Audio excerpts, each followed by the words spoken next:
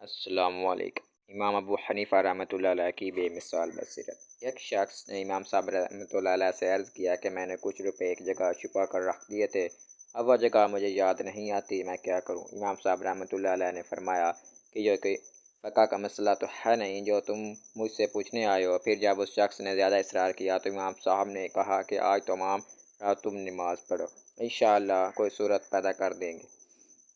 چنانچہ اس شخص نے رات کو نماز پڑھنا شروع ہی کیا تھا کہ اسے یاد آ گیا کہ اس نے روپے کہاں رکھے تھے، اور وہ نماز چھوڑ کر فوراً اپنا دفینہ نکالنے بھاگ کھڑا ہوا۔ صبح کو وہ دوڑا ہوا آیا اور امام صاحب رحمۃ اللہ علیہ کو تمام واقعہ سنایا۔ امام صاحب رحمۃ اللہ علیہ نے فرمایا، ہاں، شیطان کیسے برداشت کرتا کہ تم ساری رات نماز پڑھتے رہو، پھر بھی تمہیں چاہیے تھا کہ ساری رات نماز پڑھتے رہتے۔